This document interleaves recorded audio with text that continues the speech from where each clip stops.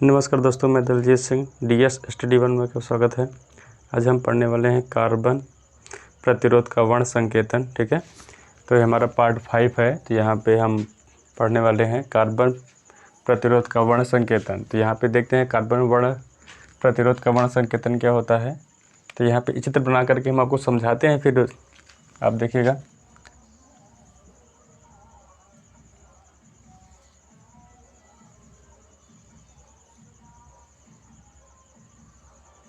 यह एक कार्बन प्रतिरोधक है। इसमें यहाँ पे ये भी तार इधर से जुड़ा होता है, इधर से भी तार जुड़ा हुआ होता है। ठीक है, तो ये इस प्रकार का आप कार्बन प्रतिरोधक देखे होंगे टीवी में, मोबाइल में। मतलब जब कभी भी टीवी खोलेंगे तो उस टीवी के अंदर आपको कार्बन प्रतिरोधक इस प्रकार का आपको दिख जाएगा। और या फिर कभी मोबाइल का चार्जर खोलेंगे तो मोबाइल के चार्जर में भी आप कभी खोल कर देखेंगे तो उसमें भी इस प्रकार के कार्बन प्रतिरोधक मिल जाएंगे आपको। ठीक है, तो ये सब चीज़ें क्या होती हैं, उस वहाँ पे प्रतिरोध उत्पन्न करते हैं और यहाँ पे प्रतिरोधक का जो मान होता है वो बताते हैं कि कितना प्रतिरोधक वहाँ पे है। ठीक है, या फिर जैसे कभी कभी बिजली का कम करना है, विद्युत के मान को क्या करना है, बढ़ाने या घटाने का काम भी ये प्रतिरोधक करता है। ठीक, तो इसके कई रूप होते हैं। यहाँ पे इसके कई मॉडल्स भी आते हैं। जैसे यहाँ पे इसमें रंगों के हिसाब से, जैसे आप यहाँ पे टेबल देख रहे हैं, यहाँ पे इतने रंग हैं इसमें, तो इन सभी रंग के ऊपर भी वहाँ पे बटा हुआ होता है कि कौन सा रंग किस पे कितने बार लगा है या फिर कौन सा रंग लगा है। तो वहाँ पे ये सब बताते हैं कि यहाँ पे प्रतिरोधक कितना है। ठीक है, तो इसको समझना है और हम आपको बताते हैं कैसे यहाँ पे कितने प्रकार के रंग होते हैं या फिर कितने यहाँ पे रंग लगे हुए होते हैं एक में। जैसे मान लीजिए यहाँ पे एक यहाँ पे लगा है, इसका नाम है A। दूसरी प्रकार के इसमें भी एक लकीर खींची रहती है रंग का, उसका नाम B। एक तीसरी ऐसे करके रंग लगा होता है उसमें, उसका नाम हम दे दिए C। एक चौथा मान लो यहाँ पे चौथा कलर का यह लगा हुआ है, इसका नाम है D। ठीक है, तो यहाँ पे A, B, C और D है। तो यहाँ पे जो A होगा यह लाल रंग का होगा। कैसे, लाल रंग का ले लें। अब इसका कौन सा हो जाएगा, हम यहाँ पे इसे नारंगी करके ले लें। कौन सा, नारंगी। इस वाले को ले लेते हैं हरे रंग का। और ये जो चौथा रंग होगा इसे हम ले लेते हैं सुनहरा। कौन सा रंग बोलता है, सुनहरी ले लेते हैं, सुनहरा रंग है। ठीक है, कितने रंग है यहाँ पे, 4 रंग है, लाल, नारंगी, हरे और सुनहरा रंग का है। इसका नाम A, B और C, D हमने रखा हुआ है। अब यहाँ पे जैसे यहाँ पे प्रतिरोधक जो होता है, यह प्रतिरोधक हमेशा किसी भी इंस्ट्रूमेंट में, इलेक्ट्रॉनिक इंस्ट्रूमेंट में लगाए जाते हैं। मतलब चाहे चार्जर हो, टीवी हो, पुराने ज़माने की टीवी जो होती है उसमें भी लगे होते हैं। मतलब इससे छोटा सा छोटा और बड़ा सा भी बड़ा बनाया जा सकता है। और ज़्यादा से ज़्यादा ये छोटा ही बनाया जा सकता है, क्योंकि चार्जर में हम यूज़ करते हैं, मोबाइल में भी यूज़ होता है, आपके जो इलेक्ट्रॉनिक टीवी होती है उसमें भी यूज़ होते हैं। मतलब तमाम प्रकार के जो इंस्ट्रूमेंट आते हैं आपको इलेक्ट्रॉनिक के, उसमें सभी में यह यूज हुआ होता है ये प्रतिरोधक। और यह प्रतिरोधक हमेशा कुछ न कुछ यहाँ पे इसके रंग होते हैं और इसके जो नाम होते हैं, ये कुछ न कुछ अंग को दर्शाते हैं कि इसमें कहीं त्रुटि तो नहीं है या फिर इसका मान कितना हो सकता है, इसमें प्रतिरोधक उत्पन्न करने की क्षमताएं कितनी है। तो यह इसको प्रदर्शित करता है। जैसे यहाँ पे देखें तो A और B का क्या काम है, A, B यहाँ पे लिखते हैं A तथा B। यह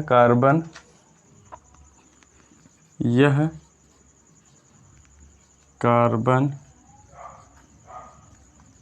प्रतिरोध, यह कार्बन प्रतिरोध के सार्थक अंकों को, प्रतिरोध के सार्थक अंक को प्रदर्शित,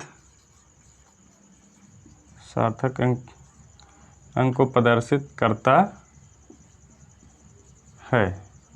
सार्थक अंक मतलब क्या होता है, जैसे हमने यहाँ पे अंक लिखा हुआ है, यहाँ पे आप ये टेबल दिख रहे हैं तो यहाँ पे अंक लिखा हुआ, तो इस अंक को यह प्रदर्शित करेगा। किसको, A और B इसके अंक को प्रदर्शित करेगा कि कौन से अंक है यहाँ पे।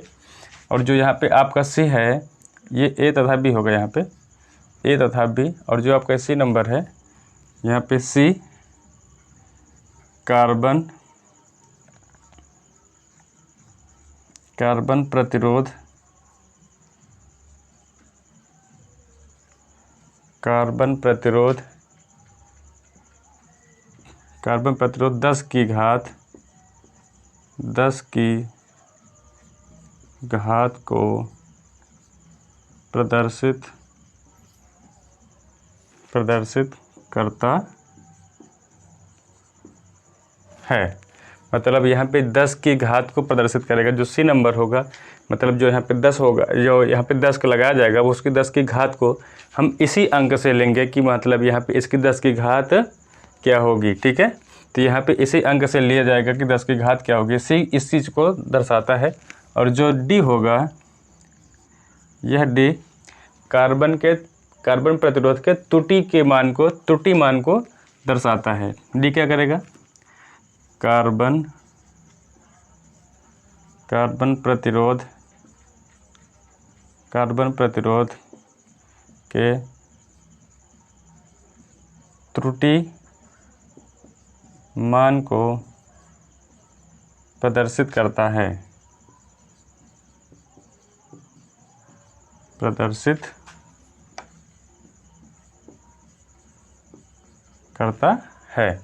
किसके, कार्बन प्रतिरोध के त्रुटि मान को प्रदर्शित करता है। मतलब जो यहाँ पे त्रुटि सीमा लिखा गया है, यहाँ पे त्रुटि सीमा किसका है, गोल्डन का है, सिल्वर का है और नो कलर का है। मतलब ये सिर्फ लास्ट में होता है। तो यहाँ पे जो त्रुटि मान होंगे वह त्रुटि मान को प्रदर्शित करेगा। ठीक है, तो यहाँ पे अब इन सब चीज़ों को समझ लें आप फिर से एक बार।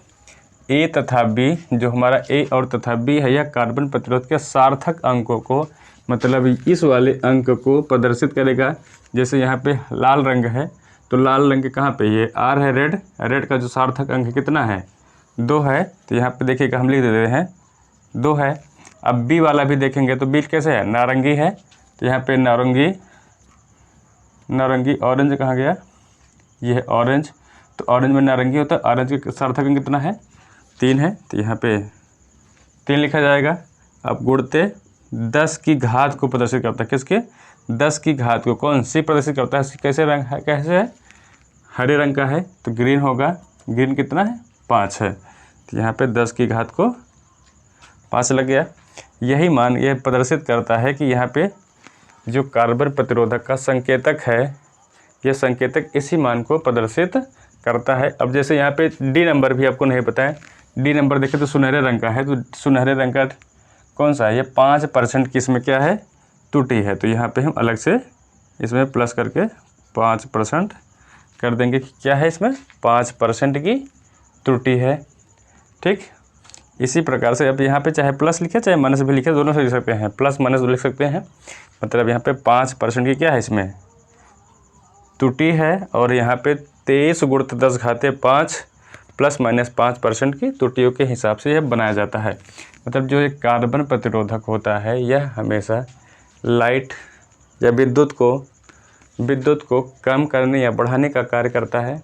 पर ज़्यादा से ज़्यादा यह काम विद्युत को कम करने के लिए ही किया जाता है, क्योंकि इससे कम यहाँ पे जो प्रतिरोधक होता है ये विद्युत को कम ही करेगा और ज़्यादा नहीं कर सकता। ठीक है, तो यहाँ पे आप इसे समझ गए होंगे अच्छे तरीके से। टेबल समझते हैं। जैसे टेबल नंबर में हमने क्रम संख्या डाला है, अक्षर डाला है, रंग डाला है। यहाँ पे ये क्या है, रंग है और अंक है, अत्रुटि सीमा है। ठीक है, तो यहाँ पे क्रम नंबर 1 है, तो यहाँ पे अक्षर क्या है, इसका बी है। बी से क्या होता है, ब्लैक का अंक पॉइंट कितना है, 0 है। और त्रुटि इसमें क्या है, त्रुटि इसमें कोई त्रुटि नहीं होती है। 2 नंबर का देखें तो अच्छा नंबर क्या है, बी है। और रंग क्या है, ब्राउन है। ब्राउन माने भूरा होता है। यहाँ पे भूरे रंग का जो अंक मान है वो कितना है, 1 है। अब 1 होगा तो इसमें त्रुटि भी क्या होगी, कुछ नहीं होगी, इसमें कोई त्रुटि नहीं होगी। तीसरे नंबर पे आर, और इसका रंग क्या है, रेड है। रेड का जो अंक है वह कितने नंबर का है, 2 नंबर है, इसमें भी कोई त्रुटि नहीं है।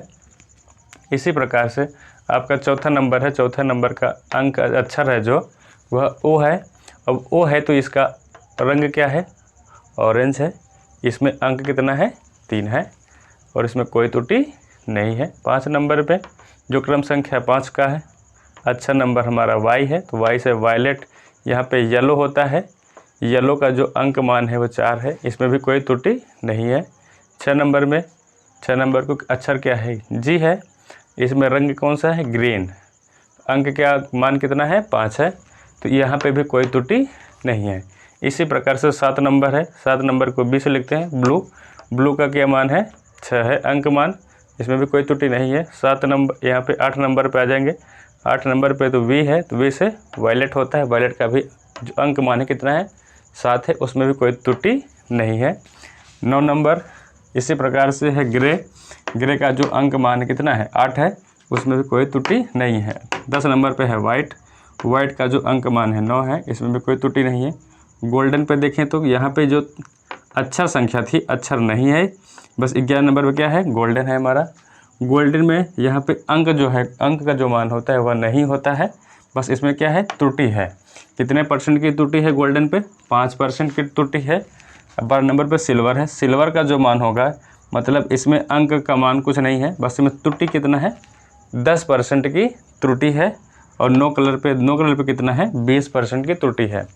यह सब कैसे होता है, यहाँ पे जब हम किसी कार्बन प्रतिरोधक को बनाते रहते हैं, तो अगर उसमें किसी प्रकार का बनाते समय कोई भी त्रुटि आ जाती है, यह मतलब वह कार्बन बहुत तेज़ी के साथ प्रतिरोध उत्पन्न कर दे रहा है, मतलब उसकी जितना मान होना चाहिए उससे ज़्यादा वह मान को प्रतिरोध उत्पन्न कर रहा है, तो उसमें क्या लगा देते हैं, जिस कलर का जितने परसेंट का वह त्रुटि उत्पन्न करता है, 5, 10, 15, 20, 25% का, उसी कलर का हम वहाँ पे टिक कर देते हैं लास्ट में, कि ताकि उससे पता चल जाए कि वहाँ पे इतने परसेंट की त्रुटि सीमा है यहाँ पे। ठीक, जैसे अगर हम यहाँ पे सुनहरा लिखे हैं, मतलब गोल्डन है, तो कितने परसेंट की है, 5% की है। अगर सिल्वर यहाँ पे कर देते, सिल्वर करते तो यहाँ पे क्या लिखा जाता है, कितने परसेंट त्रुटि होती, 10% का त्रुटि हो जाता है, तो यहाँ पे कौन सा, सिल्वर कलर लिखा जाता है। और कहीं नो कलर हुआ होता है, कैसे, नो कलर होता है, तो नो कलर में कितना, 20% की आपकी त्रुटि हो जाता है। जैसे यहाँ पे प्लस माइनस हम करते हैं, कितना लिख देते हैं यहाँ पे, 20%। ठीक है, तो यहाँ पे आपकी त्रुटि को मान को यह दर्शा देता है कौन, डी नंबर। ठीक, अगर आपको ये टेबल समझ में आ गई है और जो हमने ये चीज़ बताई है यहाँ पे, ये भी आपको समझ में आ गया होगा, आप इसका स्क्रीनशॉट ले लीजिए, फिर आगे हम आपको अगली हेडिंग बताते हैं। हमारी अगली हेडिंग है विशिष्ट चालकता के पदों में पदार्थों का वर्गीकरण। ठीक है, तो इसमें पहली हेडिंग है सुचालक। सुचालक वह होता है पदार्थ कि जिसमें हमारे क्या हो, धारा का मान निरंतर या सरलता से चला जाए और चला आए, उसे हम क्या कहते हैं, सुचालक कहते हैं।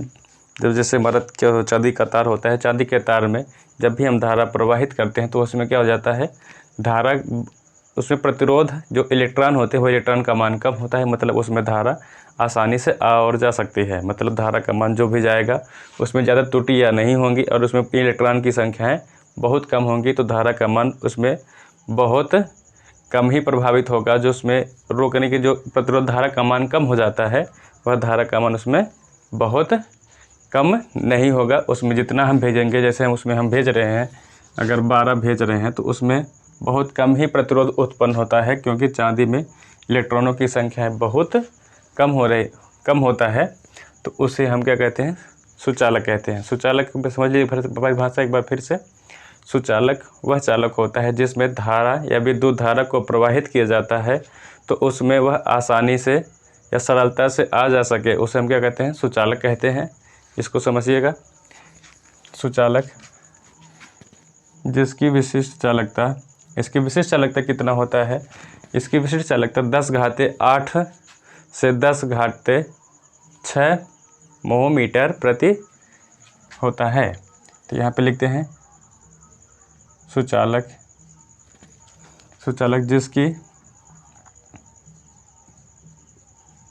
जिसकी विशिष्ट चालकता, सुचालक जिसकी विशिष्ट चालकता 10⁸ मोह प्रति मीटर से 10⁸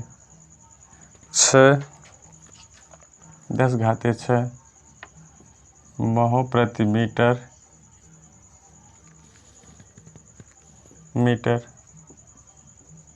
होती है। मतलब इसमें इलेक्ट्रॉनों का मान बहुत कम होगा और उसमें जो हम विद्युत धारा को प्रवाहित करेंगे वह आसानी से चला जाएगा। मतलब धारा का मान बहुत ही कम उसमें होगा और हमारा जो धारा जाएगी उसमें क्या होगा, एक प्रतिरोध कम होगा तो धारा का मान जितना हम भेज रहे हैं उसमें उतना ही वह मात्रा में आसानी से चला जाएगा। उसे हम क्या कहते हैं, सुचालक कहते हैं। इसका जो मान होता है 10⁶ महो प्रति मीटर से 10⁶ महो प्रति मीटर होती है। इसमें जो जैसे यहाँ पे समझते हैं, जैसे एग्जाम्पल में क्या होता है, ये चांदी हो तो चांदी में अगर हम चांदी का तार बना हो, चांदी के तार में अगर हम धारा प्रवाहित करते हैं तो जब धारा उसमें प्रवाहित करते हैं तो जो धारा का मान होता है, अगर 220 वोल्ट उसमें जा रहा है तो यहाँ पे उसमें त्रुटियाँ बहुत कम उत्पन्न होगी। मतलब इलेक्ट्रॉन जो होता है, इलेक्ट्रॉनों का संख्या होता है वह बहुत कम होता है तो उसमें प्रतिरोध कम होगा। मतलब विद्युत धारा जितना जा रहा है उसमें उसका मान या फिर बहुत कम होगा, उसमें उसके मान बहुत कम हो जाएगा। चांदी में या फिर मिश्र धातु जैसे होती है, मिश्र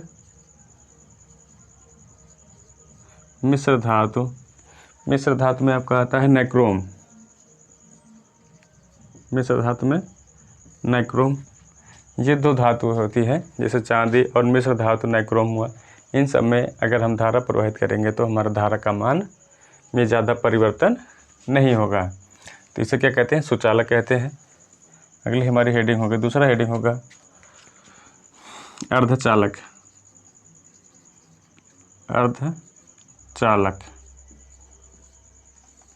अर्धचालक की परिभाषा समझिए। अर्धचालक वह चालक होता है जिसमें सुचालक से कम और कुचालक से थोड़ा सा ज़्यादा मान होता है, जिसे हम क्या कहते हैं, अर्धचालक कहते हैं। और इसका जो मान होता है 10⁻⁴ से 10⁻³ महो प्रति मीटर होता है। ठीक है, तो हमें यही जानना है कि इसमें जो यहाँ पे जो अर्धचालक होता है उसमें हमारा यह मान कितने महो प्रति मीटर होता है। तो यहाँ पे किसे, सुचालक से कम पर अर्धचालक यहाँ पे कुचालक से ज़्यादा का मान जो होता है उसे हम क्या करते हैं, अर्धचालक कहते हैं। यहाँ पे लिखते हैं जिसकी विशिष्ट चालकता, क्योंकि हमें विशिष्ट चालकता ही ज्ञात करना है तो यहाँ पे हम परिभाषा आपको नहीं लिखवा रहे हैं, बस आपको बता दिए हैं। बाकी यहाँ पे जो मेन चीज़ है हमको विशिष्ट चालकता ज्ञात करना है, तो विशिष्ट चालकता ही हम आपको लिखवा रहे हैं। जिसकी विशिष्ट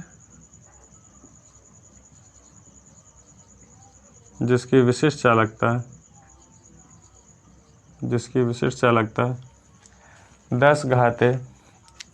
10⁻⁴ महो प्रति मीटर से 10⁻³ महो प्रति मीटर होती है। मतलब क्या होता है, सुचालक और कुचालक, यहाँ पे कुचालक के बीच में हमारा क्या होता है, अर्धचालक होता है। मतलब जो अर्धचालक होगा उसकी जो विशिष्ट चालकता होती है वो 10⁻⁴ महो प्रति मीटर से 10⁻³ महो प्रति मीटर तक ही होता है। ठीक है, तो इसकी जैसे एग्जाम्पल में समझते हैं। एग्जाम्पल है सिलिकॉन, कौन सा, सिलिकॉन। ठीक, सिलिकॉन जो होता है, यहाँ पे सिलिकॉन की जो विशिष्ट चालकता होती है इसके बीच में ही होता है, 10⁻⁴ महो प्रति मीटर से 10⁻³ महो प्रति मीटर के बीच में ही होता है सिलिकॉन। ठीक है, इसे हम क्या कहते हैं, अर्धचालक कहते हैं। सिलिकॉन हुआ, जर्मेनियम भी होता है। ठीक, तीसरा पॉइंट होगा हमारा कुचालक।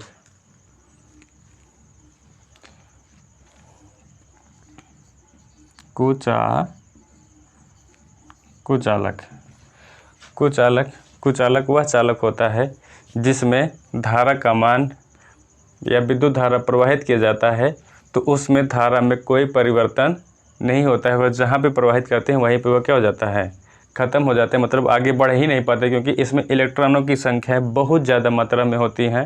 तो विद्युत को वहीं वह ख़त्म कर देती है और विद्युत फैल नहीं पाता है। ठीक है। तो जैसे क्या होता है, हमारा शुद्ध जल होता है, शुद्ध जल में भी क्या होता है, शुद्ध जल में हम धारा प्रवाहित करते हैं तो उसमें धारा उसमें कभी भी फैलाव नहीं होगा। धारा में जहाँ पे विद्युत धारा हम प्रवाहित करेंगे वहीं पे वह रह जाएगा। ठीक है। तो इसको लिखते हैं जिसकी विशिष्ट चालकता, जिसकी विशिष्ट चालकता, जिसकी विशिष्ट चालकता यहाँ पे 10⁻⁻5 महो प्रति मीटर से भी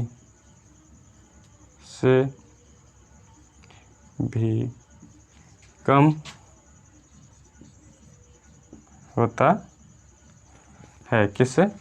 जिसकी विशेष चालकता 10⁻⁻5 महो प्रति मीटर से भी कम होता है, जिसे हम क्या कहते हैं, कुचालक कहते हैं। एग्जाम्पल में हम आपको बताएं क्या है, शुद्ध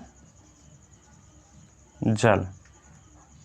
अब शुद्ध जल में जब भी हम विद्युत को प्रवाहित करवाएंगे तो शुद्ध जल में धारा कभी भी या बिजली कभी भी उसमें उतरेगी नहीं, वह एकदम, क्योंकि वह एकदम शुद्ध होता है, इसमें लवणता नहीं पाया जाता है। लवणता नहीं होगा तो यह क्या हो जाएगा, इसमें विद्युत धारा नहीं उत्पन्न होगी। ठीक, मतलब हम उसमें कितना भी चाह करके भी विद्युत धारा प्रवाहित कराएं पर उसमें धारा प्रवाहित नहीं होगी। ठीक है। तो आप इसका स्क्रीनशॉट ले लीजिए, फिर आपको हम अगली हेडिंग बताते हैं। हमारी अगली हेडिंग है प्रतिरोधकता पर ताप का प्रभाव। ठीक है। तो जो प्रतिरोधकता होता है उस पर क्या होता है, हमारा जो ताप का प्रभाव होता है, हम अगर किसी चालक पे ताप का प्रभाव या ताप चालक को गर्म करते हैं, सीधे सीधे हम समझते हैं जब भी चालक को हम गर्म करते हैं तो जब चालक को गर्म करते हैं तो चालक में क्या होता है, प्रतिरोधक बढ़ता है, उसमें प्रतिरोध का मान बढ़ता है और चालकता का मान घट जाता है। उसे हम क्या कहते हैं, चालक कहते हैं। किसी चालक में जब भी उसे हम गर्म करेंगे तो उसमें प्रतिरोध का मान बढ़ जाएगा और धारा का मान क्या हो जाएगा, जो उसमें चालकता होगी वह चालकता घट जाएगी। तो हम लिखते हैं इसमें, हमारी पहली हेडिंग होगी चालक। चालक तो लिखते हैं ताप बढ़ाने पर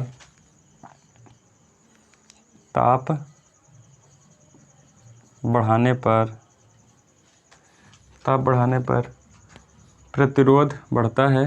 ताप बढ़ाने पर प्रतिरोध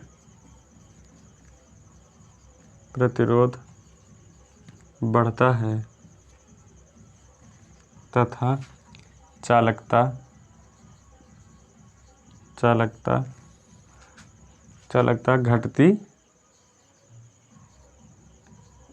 चालकता घटती है। ताप बढ़ाने पर प्रतिरोध बढ़ता है तथा चालकता घटती है, तो इसे हम क्या कहते हैं, चालक कहते हैं। जब उसमें ताप का प्रभाव हम डालते हैं तब किसी चालक पर, तो यहाँ पे जो R होगा व्युत्क्रमानुपाती होगा 1/में N के इंटू 1/में, ये 1/में श्रांति काल का भी यह क्या हो जाएगा, R व्युत्क्रमानुपाती होगा। तो यहाँ पे R व्युत्क्रमानुपाती 1/में R या 1/में N इंटू 1/में टाउ, या जिसे श्रांति काल कहते हैं। ठीक है। अगली हेडिंग होगी हमारी अर्धचालक।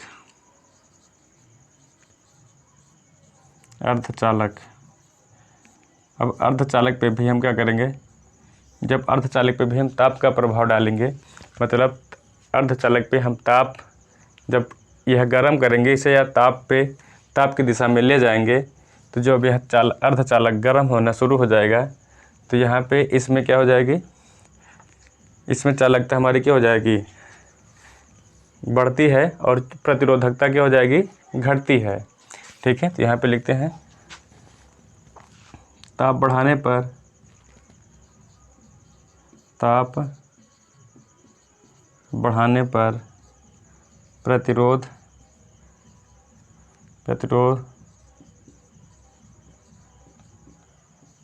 प्रतिरोधकता घटती है तथा चालकता चालकता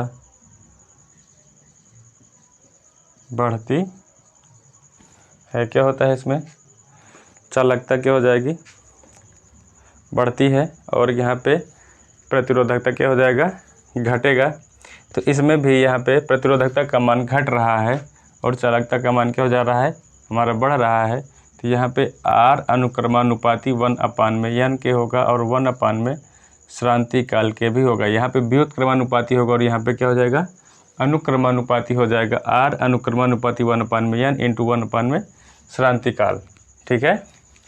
तो यहाँ पे अगला हेडिंग करते हैं हम, ताप वैद्युत अपघट्य या फिर वैद्युत अपघट्य। वैद्युत अपघट्य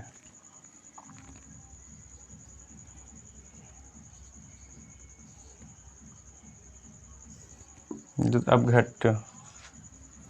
ठीक है, वैद्युत अपघट्य, अपघट्यों में कर सकते हैं।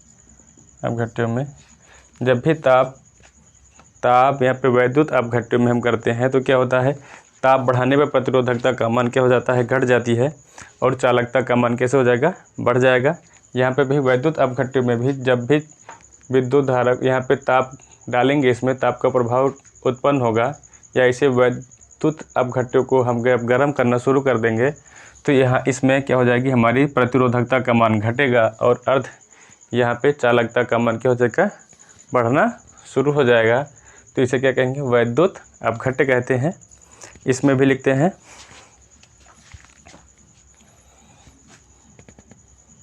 ताप बढ़ाने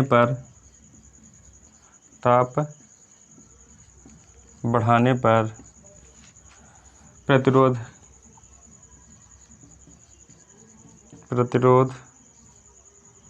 घटता है,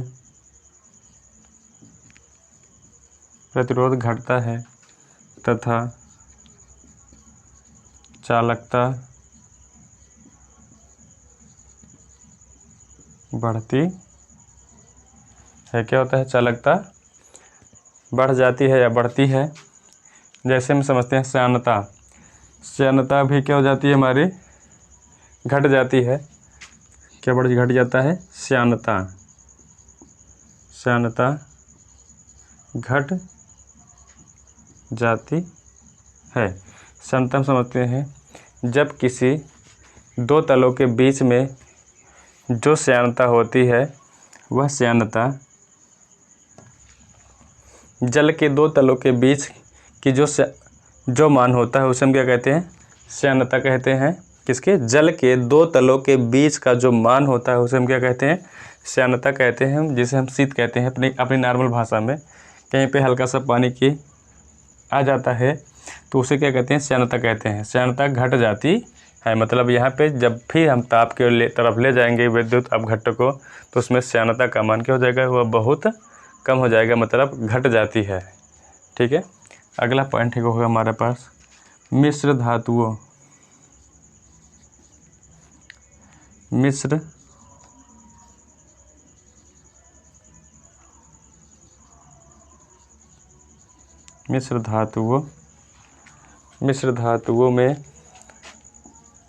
धातुओं में क्या होता है, जब इसे हम गर्म करते हैं या ताप की तरफ ले जाते हैं तो ताप की तरफ ले जाते हैं तो प्रतिरोधकता की आपूर्ति क्या हो जाती है, बढ़ जाती है यहाँ पे, या फिर प्रतिरोधकता की आपूर्ति बढ़ जाती है और यहाँ पे चालकता का मान क्या हो जाएगा, घट जाता है।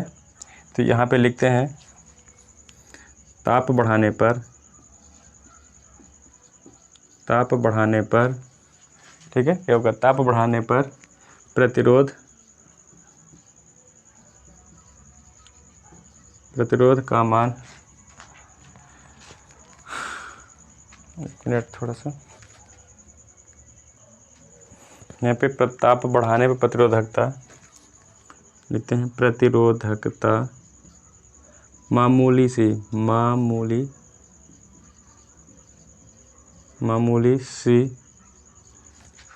बढ़ जाती है।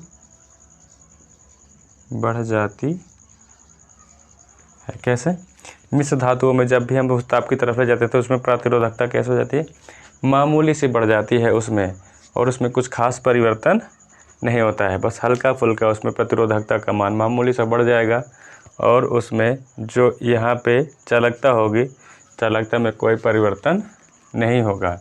ठीक है, किसमें? अर्धचालक, यहाँ पे मिश्र धातुओं में। तो फिर समझते हैं चालक में ताप बढ़ाने पर प्रतिरोधकता बढ़ता है तथा चालकता घटती है, इसलिए R यहाँ पे व्युत्क्रम अनुपाती 1/n इंटू 1/n में श्रांति काल क्या होगा? अर्धचालक में भी ताप बढ़ाने पर प्रतिरोधकता घटती है तथा चालकता बढ़ती है, तो यहाँ पे R अनुक्रम अनुपाती 1/n इंटू 1/n में श्रांति काल। ठीक है, वैद्युत अपघट्य में ताप बढ़ाने पर प्रतिरोध घटता है तथा चालकता बढ़ती है, जैसे श्यानता घट जाती है। मतलब श्यानता का मान आपको बताएं कि परिभाषा कि जल के दो तलों के बीच का जो मान होता है उसे हम क्या कहते हैं? श्यानता कहते हैं। तो श्यानता का भी मान घट जाता है। मिश्र धातुओं में ताप बढ़ाने पर प्रतिरोधकता मामूली सी बढ़ जाती है और इसमें कुछ ज़्यादा परिवर्तन नहीं होता, चालकता में कोई परिवर्तन नहीं होगा। ठीक है, इसका आप स्क्रीनशॉट ले लीजिए, फिर आगे हम आपको लिखवाते हैं। हमारी अगली हेडिंग है प्रतिरोध ताप गुणांक। तो यहाँ पे इसका हमने परिभाषा भी लिखा है। किसी चालक के पदार्थ का प्रतिरोध ताप गुणांक किसी चालक के प्रतिरोध में होने वाली वह वृद्धि है जो 1 ओम प्रतिरोध वाले तार का ताप 0 डिग्री सेंटीग्रेड से 1 डिग्री सेंटीग्रेड बढ़ाने पर होती है। तो समझते हैं, जैसे क्या होता है, जब भी किसी चालक तार में हम उसके मान को बढ़ा देते हैं, मतलब 0 डिग्री सेंटीग्रेड से 1 डिग्री सेंटीग्रेड तक बढ़ाने पे जो प्रतिरोध उत्पन्न होता है वह प्रतिरोध क्या होता है? चालक तार यह प्रतिरोध ताप गुणांक कहलाता है। क्या कहलाता है? प्रतिरोध ताप गुणांक कहलाता है। तो यहाँ पे किसी भी चालक में जो प्रतिरोध उत्पन्न होने पर जो वृद्धि होती है वह वृद्धि कहाँ से? 1 ओम प्रतिरोध वाले तार का ताप होता है। किसका? 1 ओम प्रतिरोध वाले तार का ताप 0 डिग्री सेंटीग्रेड से 1 डिग्री सेंटीग्रेड बढ़ने पर होता है। ठीक है, तो यहाँ पे जो इसका मान बढ़ रहा है वह किस पे बढ़ रहा है? 1 ओम पे। मतलब 1 ओम का प्रतिरोध वाला तार ले लें और उसमें उसके ताप को, उस तार में ताप को बढ़ा करके जो उसके मान में परिवर्तन करते हैं, कितने पे? 0 से 1 डिग्री सेंटीग्रेड को, इसी को हमको कहते हैं प्रतिरोध ताप गुणांक कहते हैं। इसे हम अल्फा से प्रदर्शित करते हैं। किसे? इसे अल्फा से प्रदर्शित करते हैं। इसे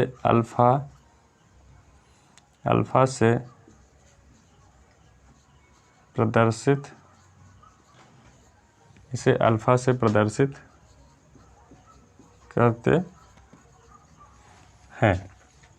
ठीक है, किससे प्रदर्शित करते हैं? अल्फा से। तो इसको हम हल करते हैं आगे। सूत्र भी इसका देख लेते हैं कैसे होता है। माना T1 डिग्री सेंटीग्रेड ताप पर प्रतिरोध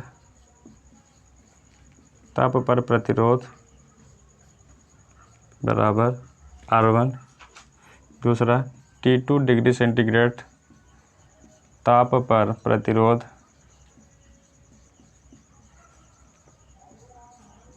बराबर क्या हो जाएगा? R2। ठीक है, यहाँ पे क्या होगा? R1 ताप पर प्रतिरोध का मान कितना है? R1 है।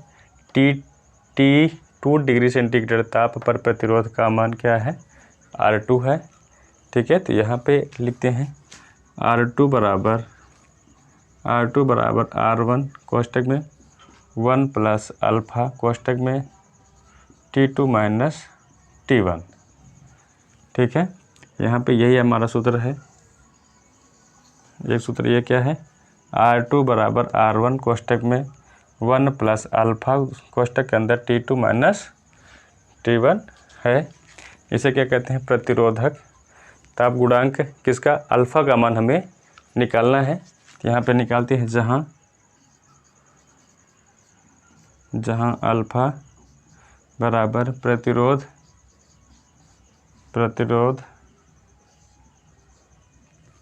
ताप गुणांक, प्रतिरोध ताप गुणांक। ठीक है, क्या है? प्रतिरोध ताप गुणांक है। तो अल्फा बराबर, तो अल्फा का मान हमें निकालना है। तो यहाँ पे R2 बराबर, यहाँ पे R1 का हम कोष्टक के अंदर गुणा कर देंगे। तो R1 प्लस R1 अल्फ़ा कोष्टक के अंदर T2 माइनस T1 हो जाएगा। तो यहाँ पे R1 को हम इस तरफ पचहत्तर कर लेंगे तो माइनस में हो जाएगा।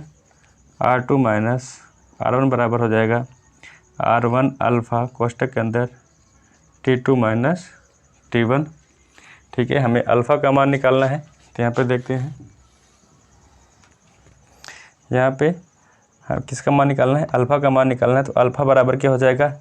ये इसके नीचे आ जाएगा और ये भी इसके नीचे आ जाएगा। तो अल्फ़ा बराबर यहाँ पे R2 माइनस R1 अपान में R1 कोष्टक के अंदर T2 माइनस T1 बराबर क्या हो जाएगा? अल्फ़ा। ठीक है, तो यहाँ पे अल्फ़ा को छोड़ करके ये सब संख्याएं कहाँ पे इस तरफ आएंगी? यहाँ पे इसके बट्टे में हो जाएगा। तो इसके बट्टे में होगा, क्या हो जाएगा? R1 कोष्टक के अंदर T2 माइनस T1 हो गया। ठीक है, तो यहाँ पे क्या होता है, इसे सीधा करके लिख देते हैं। अल्फ़ा बराबर क्या हो जाएगा? R2 माइनस R1 अपान में R1 कोष्टक के अंदर T2 माइनस T1। ठीक है, तो यहाँ पे हम जैसे लेते हैं, यहाँ पे डेल्टा R बराबर होता है हमारे पास R2 माइनस R1 होता है, और डेल्टा T बराबर होता है हमारे पास T2 माइनस T1 हो जाएगा। ठीक है, तो यहाँ पे क्या हो जाएगा? R2 माइनस R1 हो जाएगा किसके? डेल्टा R बराबर, और डेल्टा T बराबर क्या हो जाएगा? T2 माइनस T1 हो जाएगा। तो यहाँ से हम निकाल लेते हैं अल्फ़ा का मान। तो अल्फ़ा बराबर हो जाएगा हमारे पास, यहाँ पे T2 माइनस T1 के स्थान पर क्या रखा जाएगा? डेल्टा R रखा जाएगा अपान में, यहाँ पे T2 माइनस T1 के स्थान पर क्या रखा जाएगा? यहाँ पे R1 है तो R1, इसके स्थान पे हमारे पास क्या रखा जाएगा? Delta T। ठीक है, तो यहाँ पे R1 न मान करके हम यहाँ पे क्या लिखेंगे? केवल R लिखेंगे, या फिर यही रहने देंगे तब भी सही है आपका। डेल्टा R अपान में R डेल्टा T, ये हमारा किसका है? प्रतिरोधक ताप गुणांक का मान है। ठीक है, अब समझते हैं अतिचालकता क्या होती है। अतिचालकता,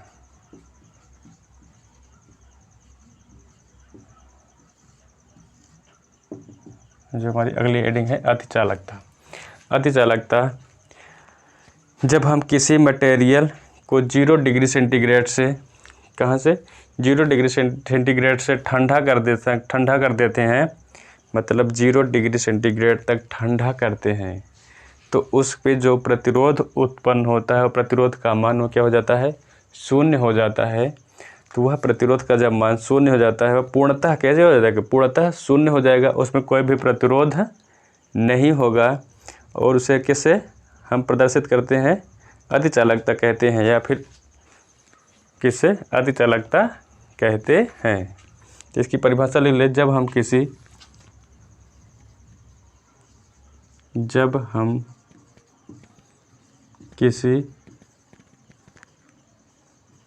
मटेरियल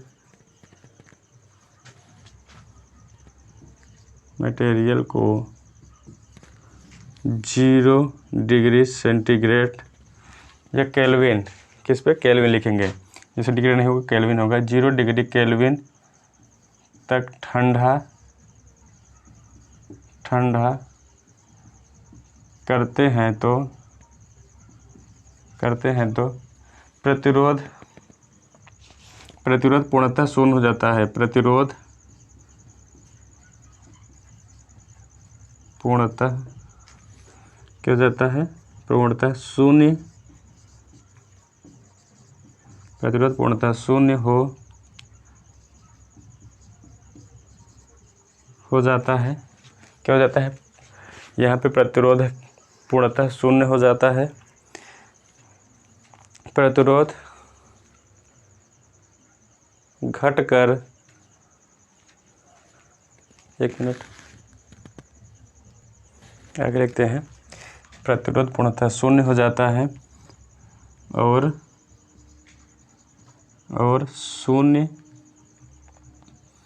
और एक मिनट, यहाँ पे पूर्णतः शून्य हो जाता है। पूर्णतः यहाँ लिखेंगे पूर्णतः शून्य प्रतिरोधक,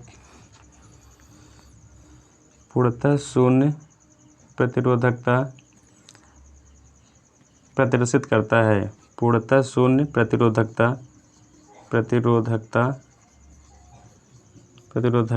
प्रदर्शित करता है,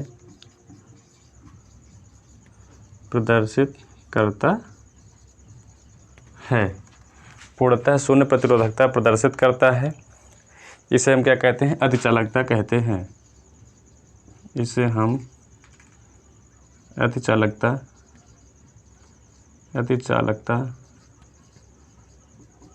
कहते हैं। ठीक है, इसकी खोज आज भी हो रही है, अभी तक इसकी खोज बंद नहीं हुई है। इसकी खोज सबसे पहले कौन किया था? आप कमेंट करके बताएंगे। केमरलिंग। कौन किया था? केमरलिंग ने सबसे पहले इसकी खोज 1911 में किया था। नीदरलैंड के यह वैज्ञानिक थे। कहाँ के? इसकी खोज 1911 में केमरलिंग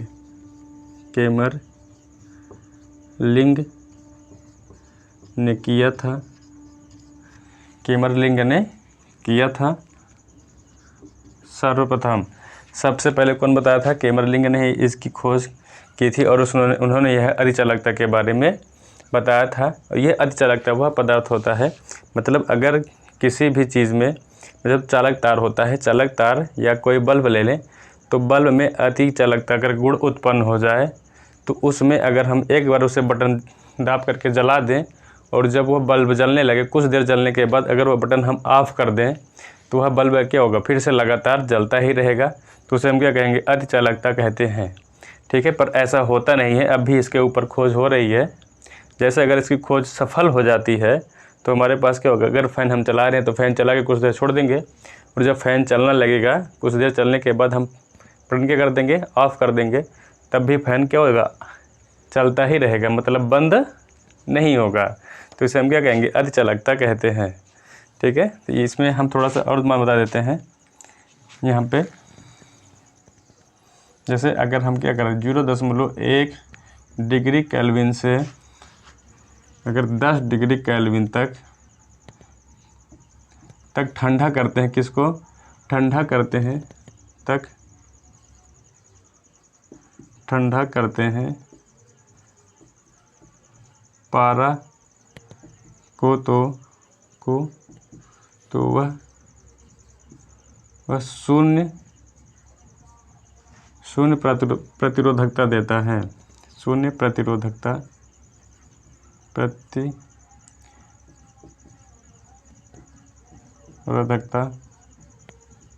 उत्पन्न करता है। कौन उत्पन्न करता है? पारा। जब भी हम पारा को किसमें? शून्य, यहाँ पे पारा को गर्म करते हैं या ठंडा करते हैं, गर्म नहीं करेंगे, ठंडा करेंगे। जैसे पारा, मान लो कि जहाँ पे पारा को 4.2 डिग्री केल्विन तक हमने ठंडा कर दिया, तो जो पारा का मान होगा वह चालकता का गुण उत्पन्न करने लगता है। इसका ग्राफ बना देते हैं। यहाँ पे इसे रो से प्रदर्शित करेंगे और इसे रो से भी प्रदर्शित करते हैं। यहाँ पे लिखना चाहते लिख सकते हैं, इसे रो से प्रदर्शित करते हैं। किसको? अतिचालकता को। लिख दें